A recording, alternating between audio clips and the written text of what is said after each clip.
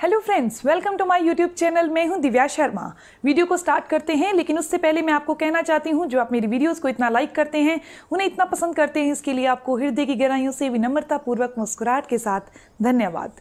आज मैं आपको बताने जा रही हूँ जोड़ों का दर्द, घुटनों का दर्द या फिर हड्डियों से संबंधित कोई भी दर्द हो, उसके पीछे सिर्फ एक मुख्य, एक मेन कारण होता है जिससे सारे लोग अनजान हैं। उस मेन कारण के बारे में आज मैं आपको बताने जा रही हूँ।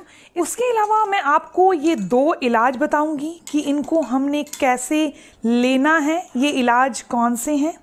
फर्स्ट ये है और सेकंड ये है कि इनका इस्तेमाल कैसे करना है और इन्हें हमने बनाना कैसे है।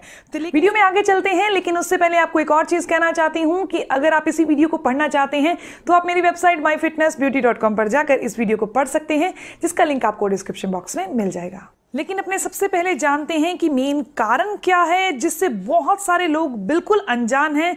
आप जरा बोर्ड पर देखिएगा, सबसे मेन कारण क्या है। हमारे द्वारा खाया गया ऑयल, जो भी हम तेल खाते हैं, उससे ये जॉइंट पेन, नी पेन, ये चीज़ें होती हैं। यानी नी पेन हो गया, जो भी हड्डियों से संबंधित प्रॉब्लम्स हो गई, जॉइंट पेन हो गया, ये प्रॉब्लम्स होती हैं। लेकिन अकेला गलत ऑयल सीधा ये प्रॉब्लम्स कैसे पैदा कर सकता है? नहीं करता।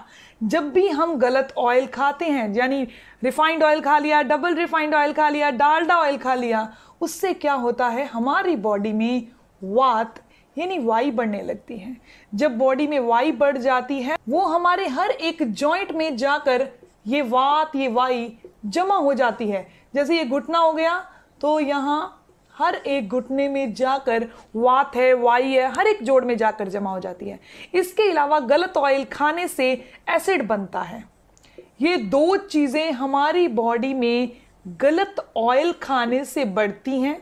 ये 2 चीज़ें बढ़ने लगती हैं, जिस कारण से ये जॉइंट पेन, नी पेन, हड्डियों से संबंधित समस्याएं हो जाती हैं। तो अब आपने ये तो जान लिया होगा कि गलत ऑयल नहीं खाना। अब मैं आपको बताने जा रही हूँ कि आपने double refined oil, Dalda oil तो नहीं खाना, लेकिन तेल कौन सा खाना है। तो अगर आप गर्म इलाके में रहते हैं तो आपने कौन सा ऑयल खाना है। अगर आप ठंडे इलाके में रहते हैं तो आपने कौन सा ऑयल खाना है। अगर आप समुद्र के निकट रहते हैं तो आपने कौन सा ऑयल खाना है। अगर आप गर्म इलाके में रहते हैं तो आप सरसों का ऑयल खाइए।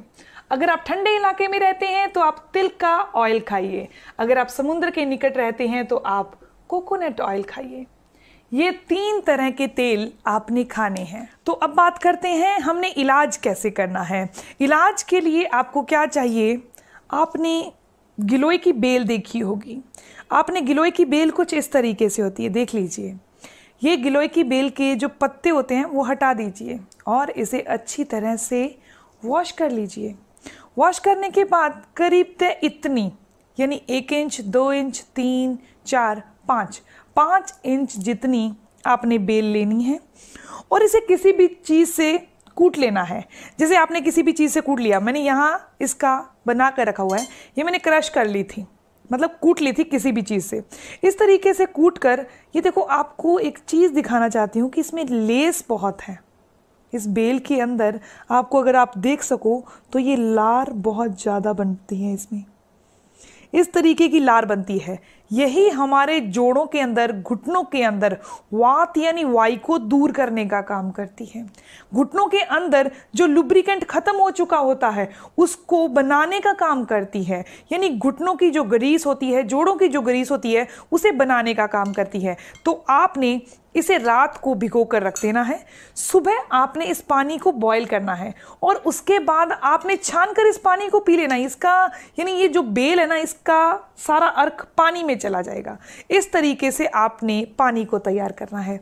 अगर आप गिलोय का पानी नहीं पीना चाहते, तो अगर आपके पास गिलोय की बेल नहीं है तो आप 2 चम्मच जूस आधे गिलास पानी में मिक्स करके पी लीजिए।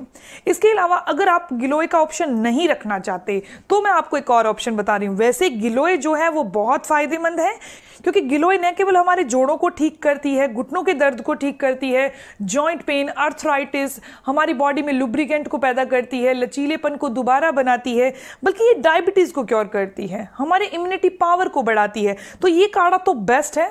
तो लिटरली मैं आपको सच्चाई बताऊं तो जब से ये वायरस स्टार्ट हुआ है ना, तो हम रोजाना पी रहे हैं इम्यूनिटी पावर को बूस्ट करने के लिए, यानी कि रोग प्रतिरोधक क्षमता को बढ़ाने के लिए। लेकिन ये जो लोग नहीं लेना चाहते गिलोय का सेवन, वो बॉडी में से वात को दूर करने के लिए मेथी दाने का सेवन करें। आपको बता दूं कि आपने वैसे मेथी दाना देखा होगा, तो मेथी दाना कुछ इस तरीके से दिखता है। तो मैंने इसको यहाँ पानी में डाल रखा ऑलरेडी। तो आपने इनका सेवन रात को पानी में भिगोकर 1 चम्मच रख दीजिए और सुबह आपने सिर्फ पानी छानकर पानी पीना है। मेथी दाना गर्मियों में नहीं खाया जाता। अभी भी आप देख रहे होंगे तो इसमें पीला कलर आ चुका है पानी का, तो ये पानी में मेथी का अर्क आ चुका है, इसका मतलब उसका जूस आ चुका है।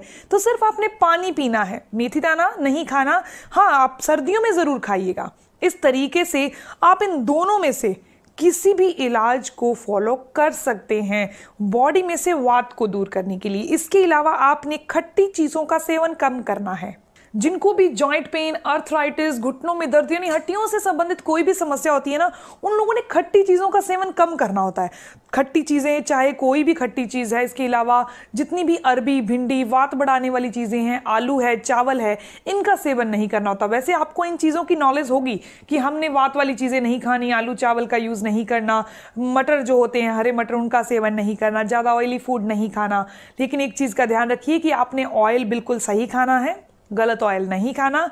इसके अलावा इन दोनों में से कोई भी चीज़ को फॉलो करके आप अपनी बॉडी में से वात यानी वायु को दूर कर सकते हैं। लेकिन आपको ये गिलोय का एक प्लस पॉइंट और बता रही हूँ, मेथी दाना अकेला आपकी बॉडी में से वात यानी वायु को दूर करेगा। लेकिन जिनको एसिड की समस्या है, तेजाब बनता है, जैसे कि गलत ऑयल खाने से तेजाब भी बनता है, एसिड भी बनता है और वात यानी वायु भी बनती है। लेकिन ये गिलोय में अकेली ऐसी क्षमता है कि वो बॉडी में से एसिड को भी दूर करती है और बॉडी में से वात को भी दूर करती है। इसीलिए ये बेस्ट हुआ। तो मैं आपको यही रिकमेंड करूंगी कि आप गिलोय का ही सेवन करें, ताकि आपकी बॉडी में से जितनी भी वात है वो भी दूर हो सके, वायु की समस्या भी दूर हो सके और तेजाब बनने की समस्या भी दूर हो सके। इसके अलावा डायबिटीज क्योर हो सके, इम्यूनिटी पावर बूस्ट हो सके। तो ये थी इंफॉर्मेशन वात यानी वायु को दूर करने के लिए, बॉडी में से एसिड को दूर करने के लिए, यानी ओवरऑल कह सकते हैं जॉइंट पेन, नी पेन, हड्डियों से संबंधित समस्याओं को अपनी बॉडी से दूर करने के लिए हमें कौन सी सावधानियों को फॉलो करना है, कौन सी चीज़ें अपने किचन से बिल्कुल निकाल देनी है और कौन सा ट्रीटमेंट करना है। अगर आपको ये इन्फॉर्मेशन अच्छी लगी तो आप इसे लाइक ज़रूर करिएगा, क्योंकि आपके लाइक से मेरा मोटिवेशन अप होता है।